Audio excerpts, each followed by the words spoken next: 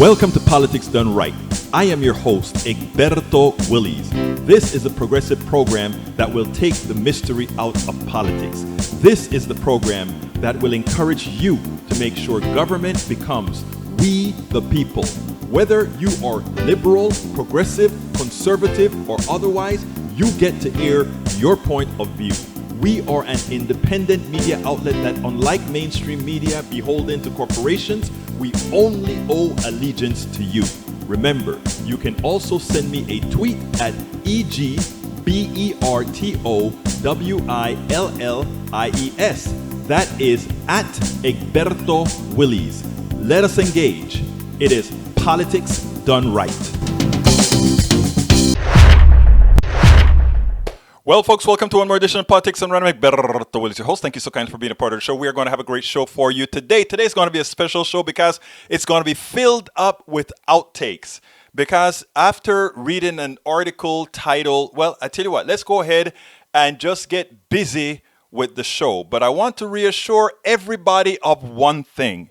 In as much of the as this title of the show, positive affirmations is what I want to give. You know, there is a time that you must come to a catharsis.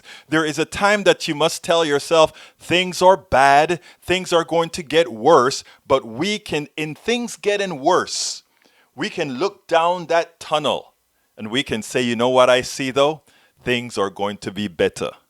And in looking down that tunnel, as bad as things are today, I am superbly positive of our ultimate outcome.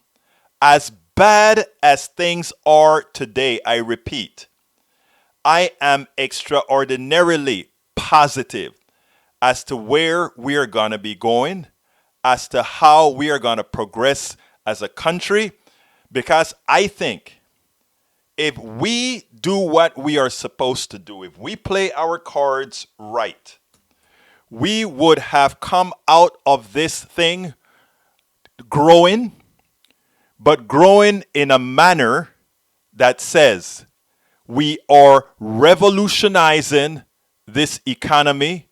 We are revolutionizing this country. We are going to take the power away from those who have usurped it from us. So in as much as we have the title of the show today that's sort of dim and grim, rest assured it's just a shock that I'm hoping to impose on those who first see the title, with the expectation that going forward, we are going to make a change for the positive. And I'm not talking about hope and change. I think the problem with hope and change was the word hope. And I know a lot of times people have a tendency to want to have hope. Welcome aboard, Brother Pollard. I know people like to hear the word hope. As far as I am concerned, hope can actually be a dangerous word. And why can hope be a dangerous word? Because hope can mean that we don't have the resolve to do it, but that the expectation is that it will miraculously happen. Nothing miraculously happens. Those of us who have lived for a very long time know very well that you don't have change that just happens. You make change happen. Those of you that are just joining us, I ask you so kindly to please go ahead and share our program right now. I ask you so kindly to share it on your threads, on your pages, your walls, everything. If you really want to help us make a difference, the only way we make a difference is if all of us work together. And that's what it's all about. That is what it's all about. Anyhow, title of the show today is America Now the Nation to be Pitied? Pity party time? You be the judge. We must finally start pondering several writers who wonder out loud if it is time to pity America. These outtakes make the answer clear. And of course, we're going to go through updates. At some point, one reaches rock bottom. It is clear to many that COVID-19 may be the straw that puts us into pity party time. Pity party time. Eugene Robinson's article, "The United States is a country to be pitied," should be a wake-up call to many. Many of our peers around the world have held us up to a silent pity for some time. And the reason I say a silent pity, right, is because nobody with a Trump in power can say, "Oh, you poor things, you poor Americans." Nobody can say that, because Trump would come with a vengeance. And in as much as we should be pitied in the choices that we've made and the results that we've had, in as much as that is the truth, Trump still has the power of a financial system run in dollars. He still has the power of a country who runs the world's financial structures. And as much as many other countries on the back end are trying to themselves to be that sovereign currency of choice throughout the country, but it's not yet realized. But they are in effect doing it as we sleep. China is in effect in Africa. China is in effect in South America. China is in effect in the Caribbean. China is in effect in Central America. So is Russia in many other places. So is Brazil. So as we continue our decline, the fight is going to be who is going to be the one taking over. And I spoke to a young woman today that I'll be playing tomorrow as I process the video. This is a young 22, 23-year-old who went to Cameroon and spent some time on a Fulbright scholarship learning about the ills that's occurring in the country and helping out, etc. But realizing not from an American perspective, being here in America, only understanding things from an American perspective, but being overseas and seeing what is happening, then she can also realize that yes, colonialism, patriarchy, capitalism, and all these isms and the ills that they've informed throughout the world, the days may be lagging. And the thing about it is that Donald Trump is one of the helpers to help mitigate its further and quickest and faster demise. So, Eugene Robinson's article, "The United States is a country to be pitied," should be a wake-up call to many. Many of our peers around the world has held us up to a silent pity for some time. How could the country that professes to be the leader of the world set itself on a path of self-destruction? How? It's by design. It's by design. As a country in ascent, as a country that's getting more intelligent, as a country with the people becoming more progressive, asking the real questions. Yeah, we're going to talk about remedies too, Kathy. Talking about, as we got intelligent, those in the know, those folks that control an unfair economy, those that have controlled the capital unduly so, those undeservings, had to figure out a way. How are we going to mitigate this? How is this unfairness to people who are becoming intelligent? How can we do it? You know what you do? You get people less intelligent. And that is what we have been on a 40 year. We have been on a 40-year set of metrics to make America dumber. And we have successfully done so with so many. And dumber doesn't mean intellectually dumb, because most people are smart. Most people intellectually are sound. What it is all about, though, is creating narratives that messes with the intricacies of the mind, a mind that can be controlled because it is nothing more than the intricacies of connectivity. And if you go ahead and short circuit areas, and if you go ahead and adjust other areas that have nothing to do with intellect, but the kernel of who we are, human beings, but animals, you get control. So those of you who have been the most susceptible to the carnality of who we are, controlled by that gray matter that is sort of ancient. It's not as fast as computers, though its interconnection, its parallelism allows for more intricate thinking, can be short-circuited under certain conditions, which is what's been done to a lot of Americans. So, in that light, I want for all these little outtakes of not old, but some from previous shows that I've done, from some new stuff that I'm adding. It's a mixture of about 10 things. I want us to together just think about what's happening. Think about this path. And then at the end, let's talk about, but how the hell do we get out of this? And I tell you what, folks, like I said, I am happy. I am very happy. Because coronavirus brought us down so low. The depression that's subsequently coming is going to put us in such a dilemma that tipping point is going to be more drastic. And I think more of us are going to discover our own humanity.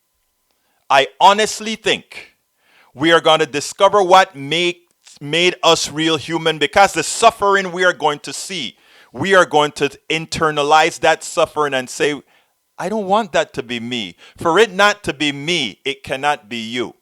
And when we start doing that, I mean, in as much as I'm a humanist, there are a lot of phrases in the Bible that make sense. Do unto others as you would have them do unto you, right? Because if you don't, they may do unto you what you don't want done unto you. So let's get busy. I want to start with to show you an illustration of the type of presidency we have. And I've done this cut before for our old timers, so bear with me. We have new and old cuts in here. So let's start out with this one here, and we'll take it on the other side. Retail sales are crashing. Jobs are being lost by the millions. Over 36 million people out of work. All of this because of the coronavirus. All of this because of our response, not our response, but the president's response, our pathetic response, derelict of duty type response to the coronavirus. Well, now that he's in pain, now that he's seen that he's in trouble, he needs Americans to go back to work at all costs, even if it means that a certain percentage of them will die. I want you to listen to what a dictator sounds like. I want you to listen to what a strong man sounds like. I want you to listen to what this guy is attempting. And if we buy it, if we allow those people that continue to adore and worship this guy, this is where we're heading. Check this out and listen to the tonality of the president's news conference today. I just want to make something clear. It's very important. Vaccine or no vaccine, we're back. And we're starting the process. I just want to make something clear. It's very important. Vaccine or no vaccine, we're back. And we're starting the process. And in many cases, they don't have vaccines. And a virus or a flu comes, and you fight through it. We haven't seen anything like this in 100 and some odd years, 1917. But you fight through it. And people sometimes, I guess, we don't know exactly yet, but it looks like they become immune, or at least for a short while and maybe for life. But you fight through it. Many of us have lost friends. We read about that and we see that, and that's what the news covers. But that's a very small percentage. It's a very, very small percentage. I say it all the time. It's a tiny percentage.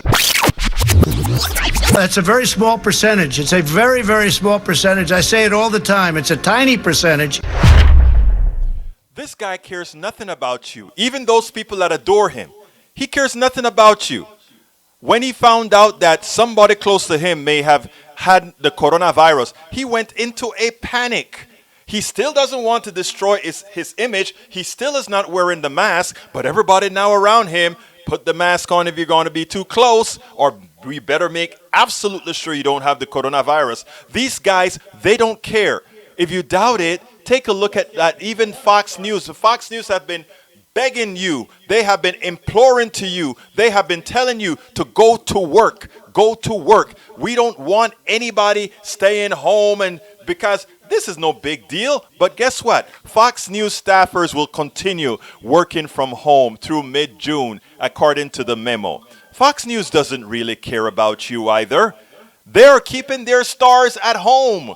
They're keeping their stars protected. All they have to do is get into a cab or get into a limousine and go into work. But will they do that? Oh no, they must be protected. So why aren't we protecting you? Why aren't we giving you hazard pay? In as much as we have those grocery store workers working their butts off to serve us. I came across this notice from Kurt Eichenwald. Let me go ahead and show you that. Where he says, a Kroger employee died of COVID-19 on day it announced it would be cutting employees' pay by $2 an hour. And shortly after, it reported a massive increase in sale. The CEO received $12 million last year. Until Kroger pays employees for risking their lives, no one should really shop there. Now, question, folks. I wrote as a lead to that. Let this sink in. This is why I do what I do. Not because you can means you should. That is why we need a completely transformed economic system. Let's not let those who died in the COVID-19 pandemic to have done so in vain for a system that ultimately killed them. And yes, ultimately, all the dead is a direct or indirect result of our system and the fraudsters who run it. It is not incompetence. It is deliberate. Understand what's happening in this country, and let's make sure to react accordingly. Let's make sure to vote accordingly.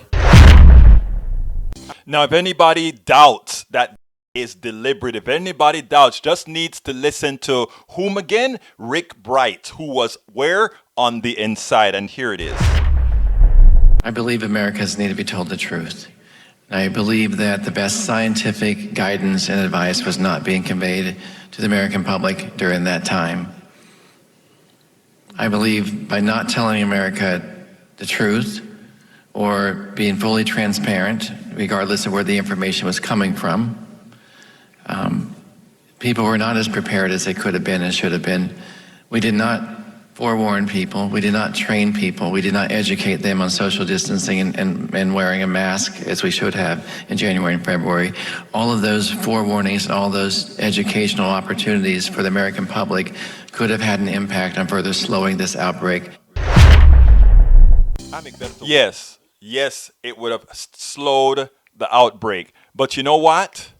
What we have to take into account is we have two poles, right? Two poles out there. You have those that are being sensible and telling you stuff. Then you have those that are trying to mislead. The only way around that is to always have the pushback, whether you're on the inside in the administration or whether you're on the outside of the administration. It's about the pushback. It's about the pushback. And that's why this Tony Fauci pushback at the hearing was so damn powerful. I want you to check this out and we'll take it on. We're opening up a lot of economies around the U.S., and I hope that people who are predicting doom and gloom and saying, oh, we can't do this, there's going to be a surge, will admit that they were wrong if there isn't a surge, because I think that's what's going to happen. In rural states, we never really reached any sort of pandemic levels in Kentucky and other states. We have less deaths in Kentucky than we have in an average flu season. So I think we ought to have a little bit of humility in our belief that we know what's best for the economy. And as much as I respect you, Dr. Fauci, I don't think you're the end all. I don't think you're the one person that gets to make a decision. We can listen to your advice, but there are people on the other side saying there's not going to be a surge and that we can safely open the economy, and the facts will bear this out. First of all, Senator Paul, thank you for your comments. I have never made myself out to be the end-all and only voice in this. I'm a scientist, a physician, and a public health official. I give advice according to the best scientific evidence. There are a number of other people who come into that and give advice that are more related to the things that you spoke about the need to get the country back open again and economically. I don't give advice about economic things. I don't give advice about anything other than public health. So I wanted to respond to that. The second thing is that you use the word we should be humble about what we don't know.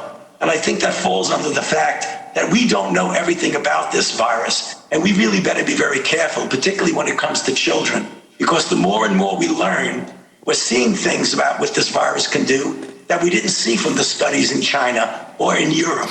For example, right now, children presenting with COVID-19 who actually have a very strange inflammatory syndrome, very similar to Kawasaki's syndrome. I think we better be careful if we are not cavalier in thinking that children are completely immune to the deleterious effects. So again, you're right in the numbers that children in general do much, much better than adults and the elderly, and particularly those with underlying conditions. But I am very careful and hopefully humble in knowing that I don't know everything about this disease, and that's why I'm very reserved in making broad predictions.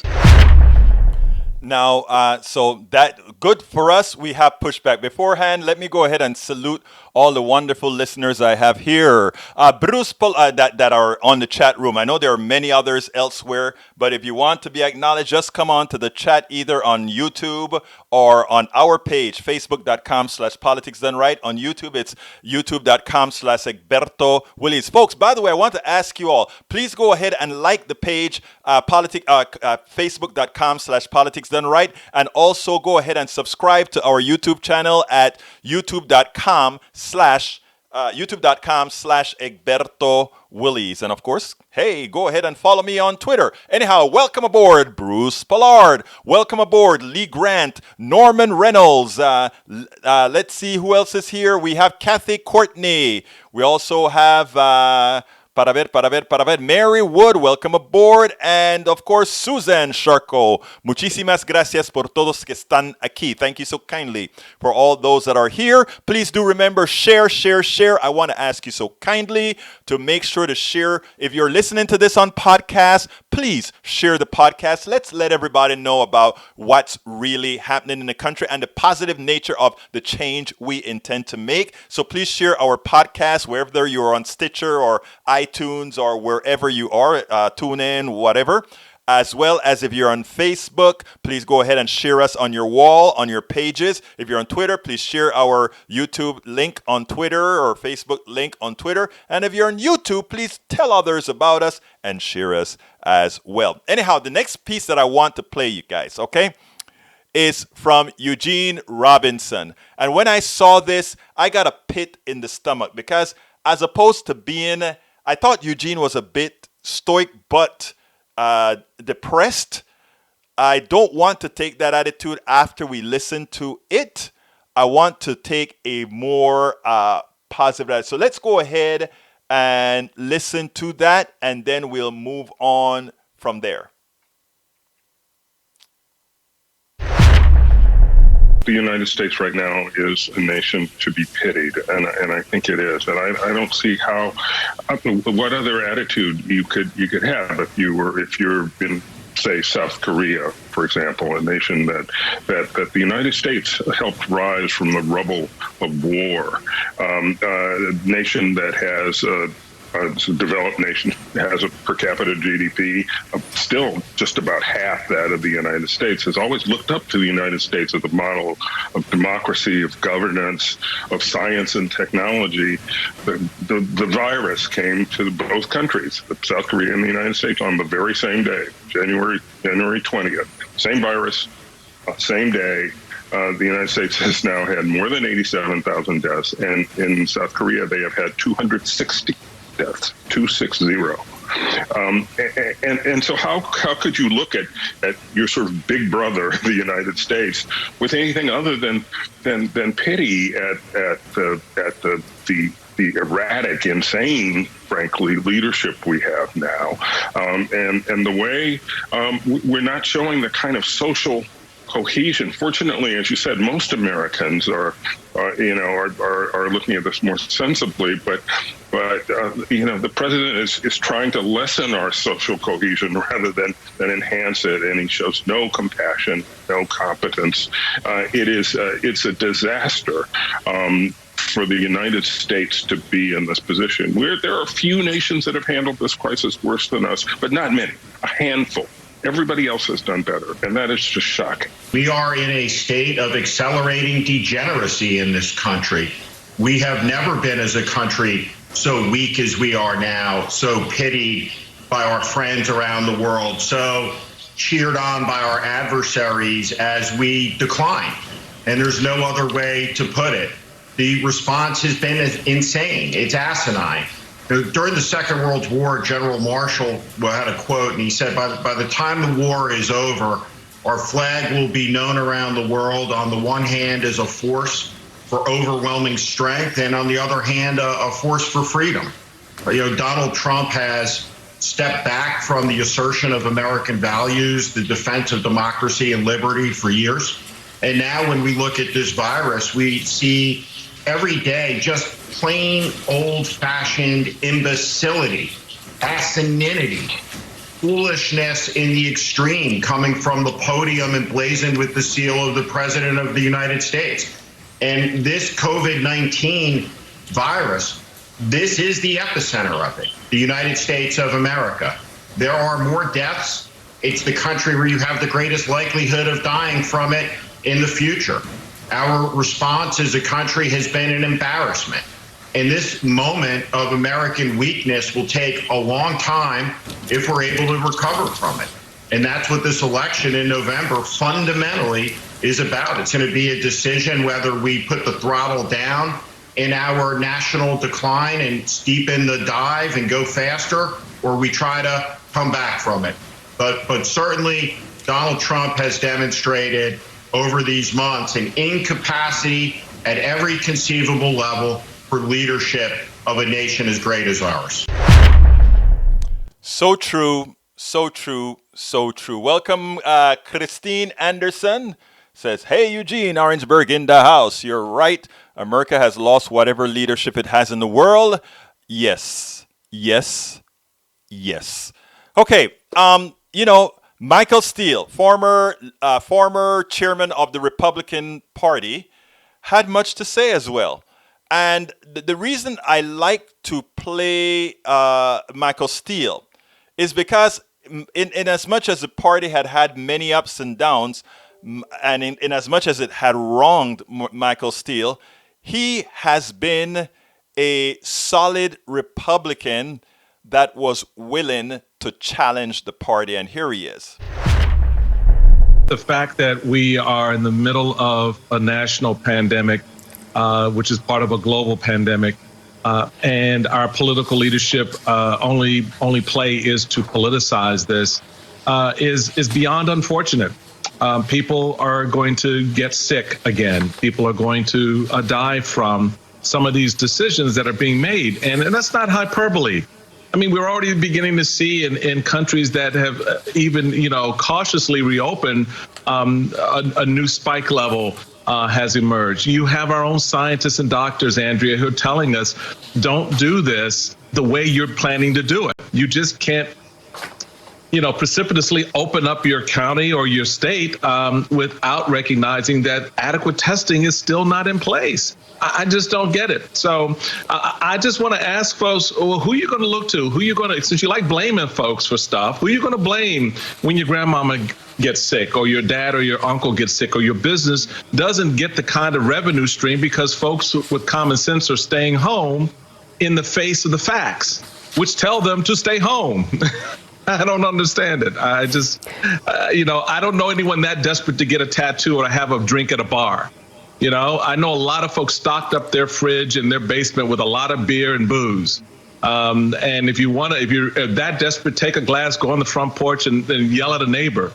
But this is just crazy what people are doing in the face of proving a point, supporting, the lunacy of an administration that doesn't have a plan. That's just saying open up because it's going to get better when. I don't understand it. It makes no sense to me. How do you weigh the economic drivers that are pushing towards opening the economy because businesses have been stalled for 2 months and some won't recover, versus the health of your employees? Sure, you can go back to work, But under what conditions? You're not going to be able to fully staff up your restaurant or your business the way you did before, because you're not going to be able to allow the number of patrons into your establishment because of distancing regulations. And if you violate those regulations, then you are putting not just your business at risk from the government coming in and shutting you down or fining you, but then most importantly, you're serving, as well as the people who work for you. So I get that there's a delicate balance there.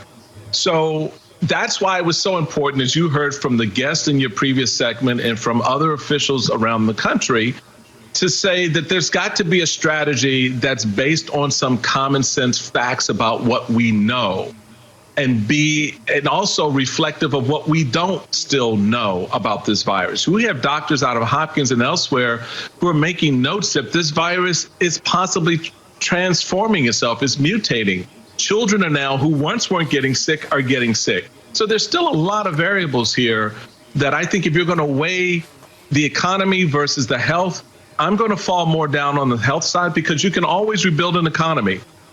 I don't think you can get much health back when you're dead. And so that to me is a very stark reality, and it's a frustrating one, but it's a reality nonetheless.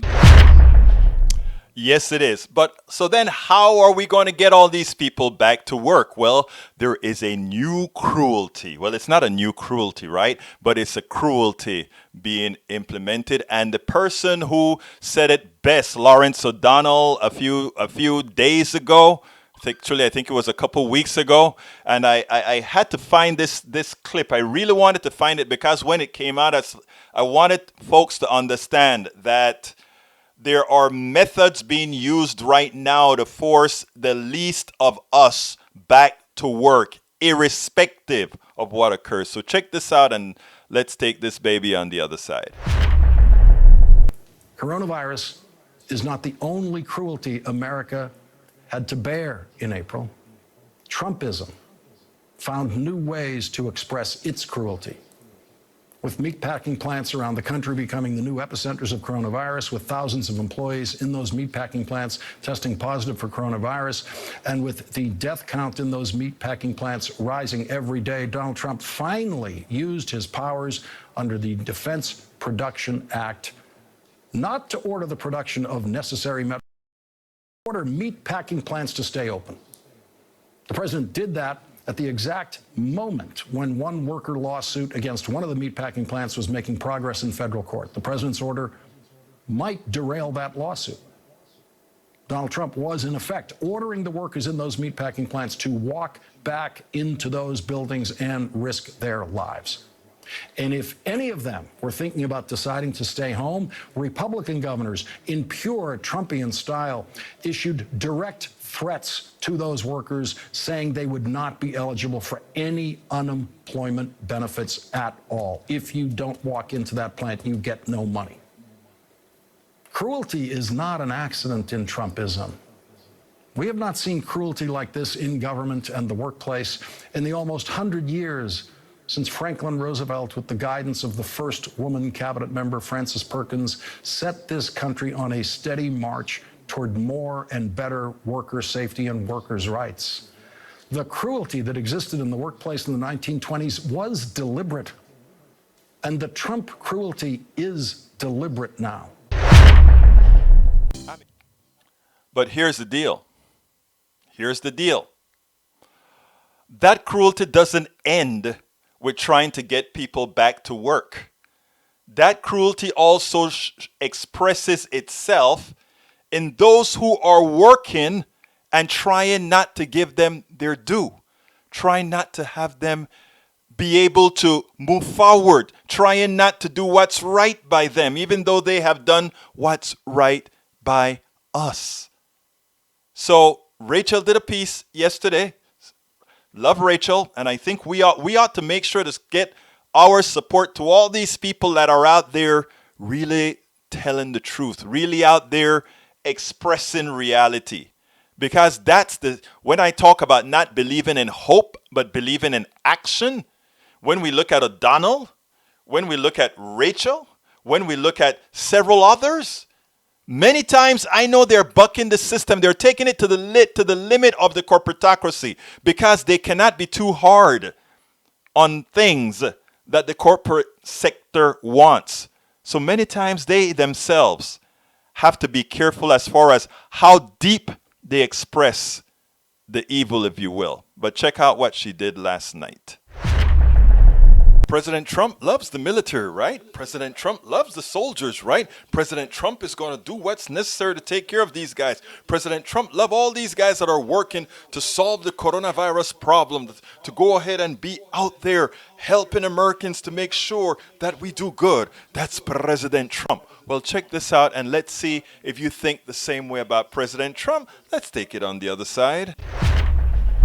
If you want a nomination for the most excruciating Trump administration self-defeating cruel policy of the day, I commend to you this new reporting from Politico, which finally gets to the bottom of why it is that President Trump picked a random Wednesday in June as the day his order would expire that provides federal funding for the deployment of National Guard troops around the country to fight the epidemic. Roughly 40,000 National Guardsmen and Guardswomen are deployed right now around the U.S. It's the largest domestic deployment for the U.S. National Guard since Hurricane Katrina. And these National Guardsmen and Guardswomen, they're doing everything from running community testing sites. They're doing that all over the country. They're providing emergency medical staffing in hard-hit prisons that have tons of cases.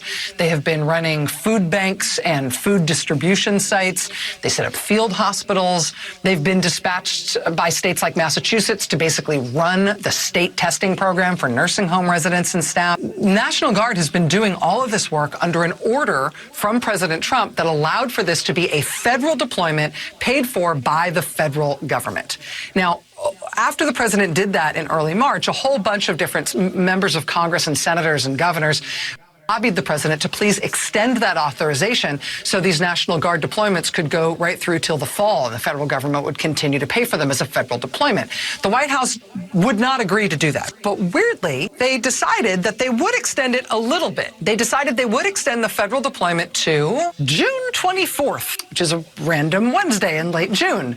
Nobody could really figure out why they picked that day until somebody finally did the math. And as Politico.com reports today, we've now realized that if this thing ends on June 24th, that means that the federal deployment for these 40,000 National Guard troops will end at day 89 of that deployment. And ending on day 89 is really important because if their deployment had gone to day 90, if it had gone one more day, those National Guardsmen and women would have become eligible for some benefits toward their retirement and toward their education funding under the new GI Bill. So President Trump is cutting off their deployment. They're calling it a hard stop at day 89 of the federal deployment, specifically so they don't get their benefits. Thank you, National Guard.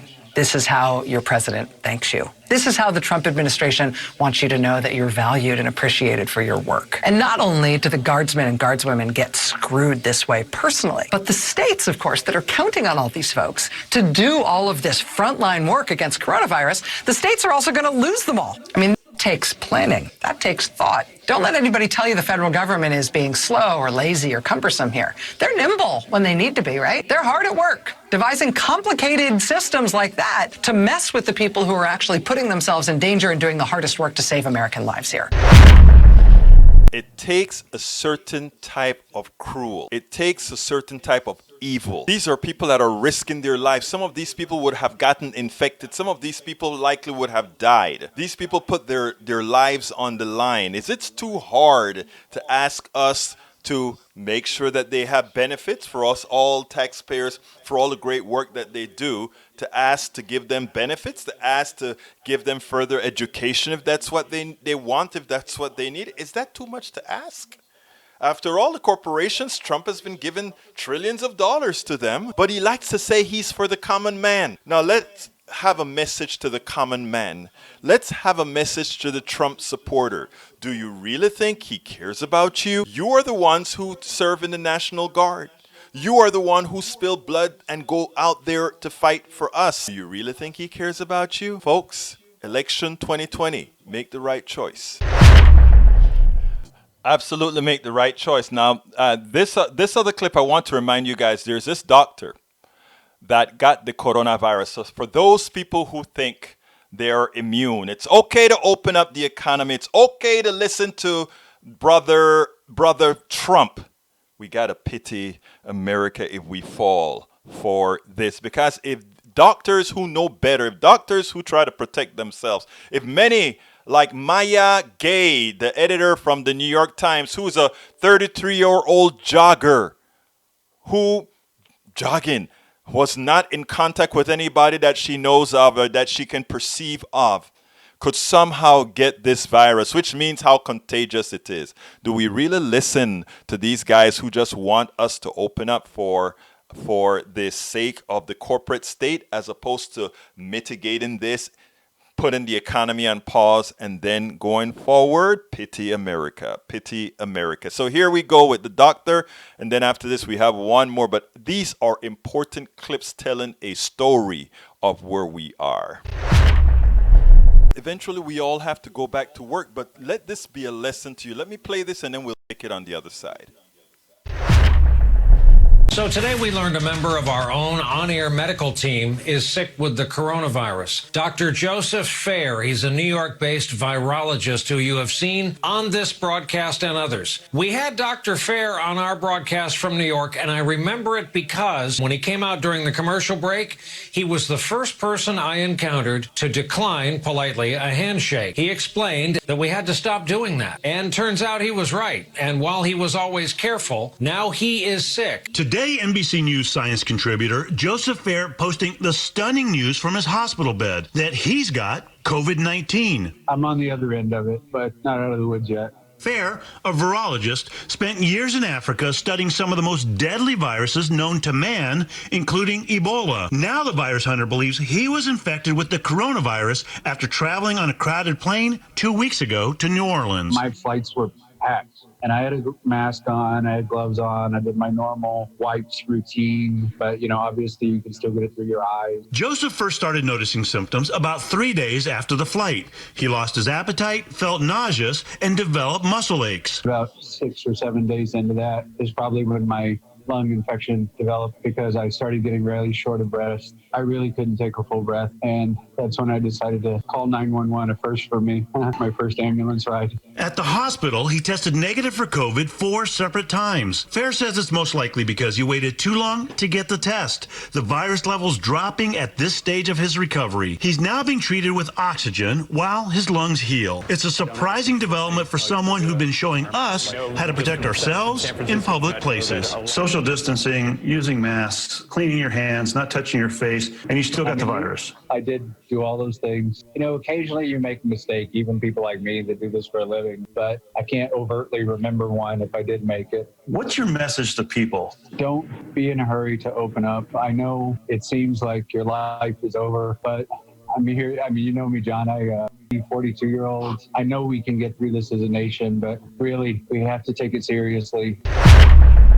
This is a doctor, a virologist, somebody who's gone to Africa and worked with Ebola and all these other diseases.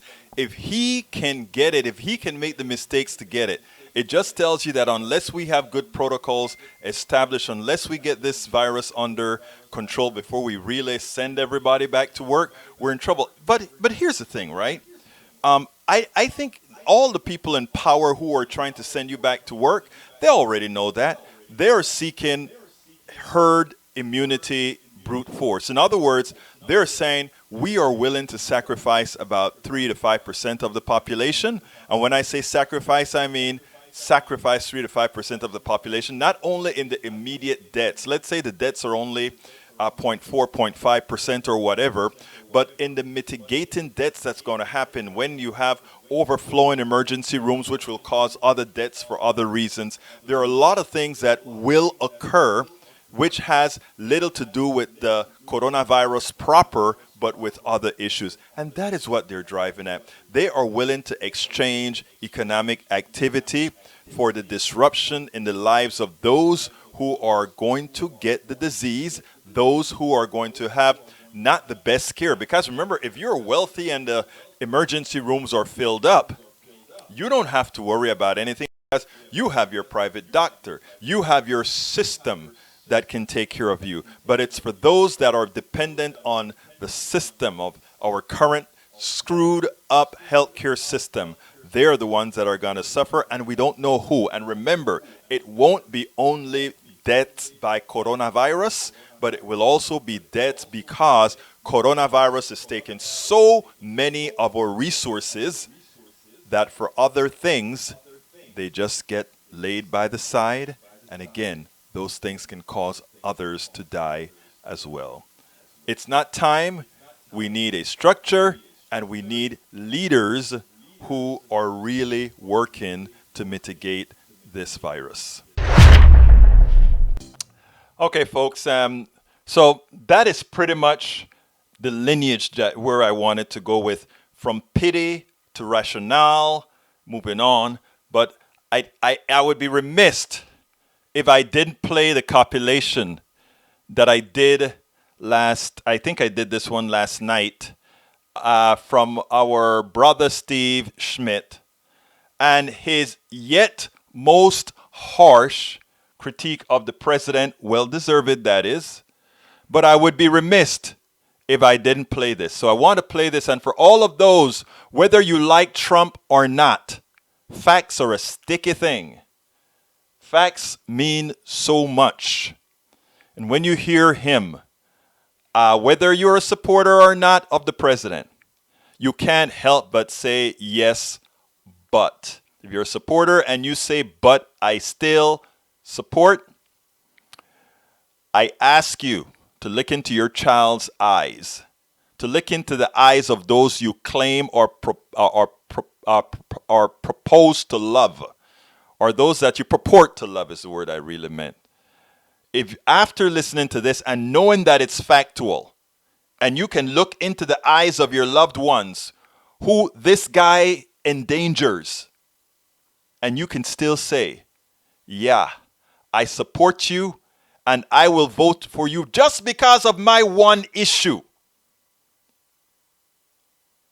then love ain't what love is supposed to be. Check this out. This one, I had to spend some time in doing some meticulous cut, but Steve Schmidt hits it on the money in the way he talked about Donald Trump from the beginning on to what he has done and how he has corrupted what is the presidency of the United States, the character of the United States, both locally and internationally. I tell you what, check out what Steve Schmidt has to say.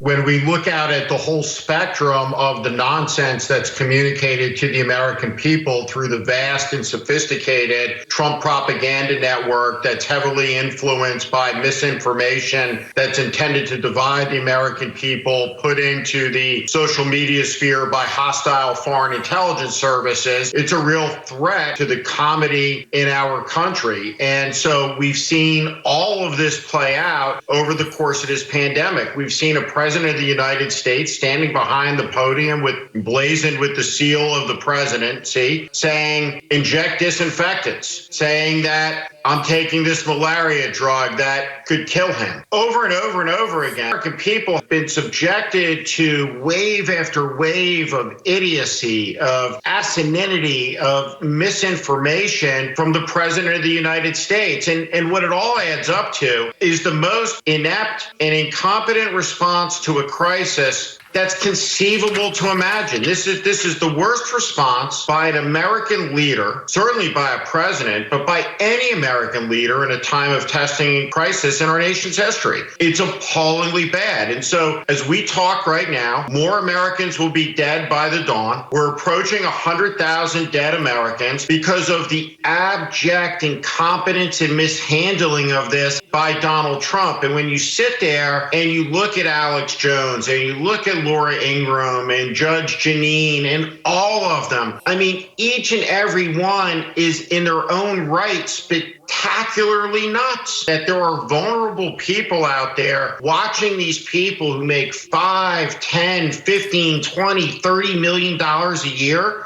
following their advice, endangering themselves. It's such a lethal con and fraud that's perpetrated by these people. Donald Trump is many things. He's dishonest. He's lied to the American people more than 17,000 times. He's completely corrupt. He's indecent. He's vile. He's divisive. But in this moment, the thing that matters the most, he's an imbecile. There's no other word for it. That's the precise word we use in the English language to describe his behavior. Most powerful person in the world who told the American people when there were 15 cases that this would be gone, it would disappear like it was magic, told the American people that the Chinese government was on top of this, told the American people the way you deal with this is maybe by injecting or consuming disinfectants. Every day has been the achievement of a new stratosphere of just abject idiocy flowing out from the White House. So it's the mismanagement of the crisis, and while that's going on, we see the continual assault on our democratic institutions, the undermining of the rule of law, the institutionalization of the corruption of this administration through the Attorney General, the firing of the Inspector Generals, and on it goes. Our country, Chris, the most powerful country in the world, supposedly, economically, militarily, we are a basket case. We are at the center of this. You have more likelihood of dying of this virus in the United States than any place else. You have more likelihood of catching it in the United States than any place else. You have more likelihood of not being able to get a test for it any place else. And so when we look at the totality of it, the mismanagement, the incompetence, it's so epically bad that there's no comparison to it in the whole of American history. And what we have is 90+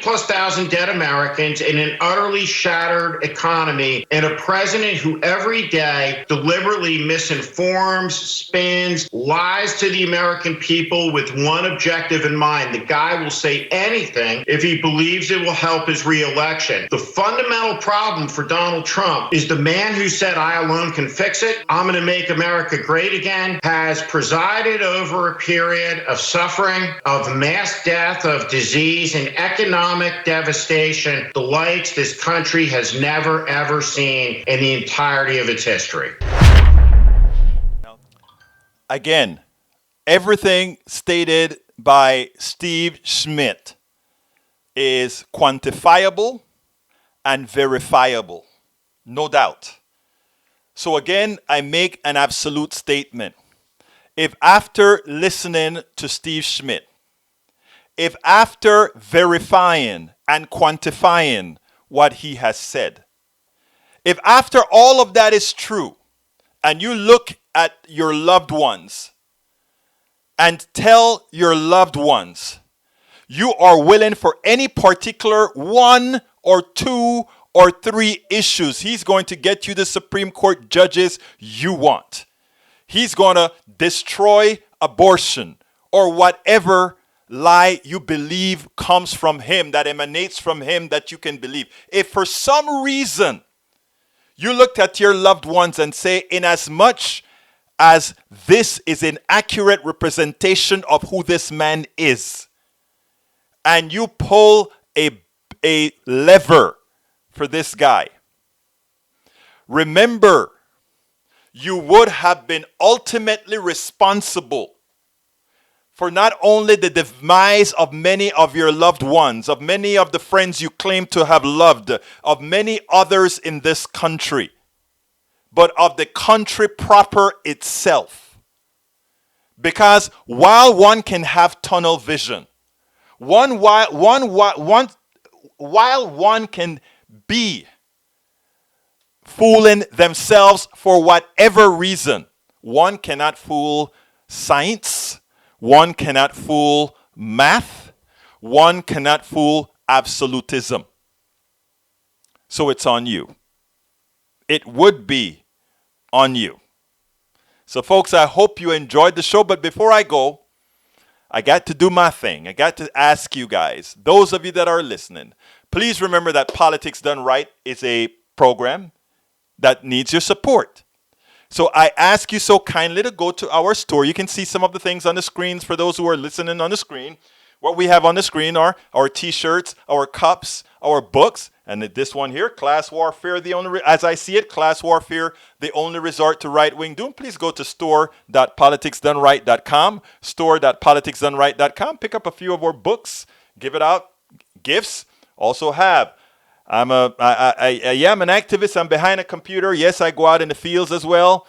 Lose weight and be fit now. I've had to do that after going through a whole lot of stuff. So please go ahead, support the program at store.politicsdoneright.com. But the best support, if you really want to ensure the longevity of what we do, and it's not only here behind the computer, it's also the blogs that we write, it's also the Facebook posts that we make, it's also the essays that we write for newspapers, for progressive sites throughout the country, because we have to saturate our domain with our message. That's the only way it gets out there. Right now, the right wing pays people all over the place to lie and put that information out. If I were a person hounding and looking for, money at all costs, I could do what Candace does and go ahead and work for the right, in as much as I know what the right wants, what the right is doing is dangerous for the country. It is dangerous for the well-being of the middle class and the poor. But they're willing to pay for that. They're willing for us to go out there and say whatever, if we'll just write those articles and write those blog posts and post those messages to social media. I say no, but folks, we do need your support. So please, please, please become a supporter of Politics Done Right.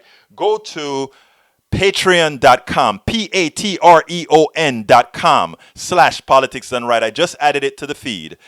Patreon.com, patreon.com/politicsdoneright. Support the program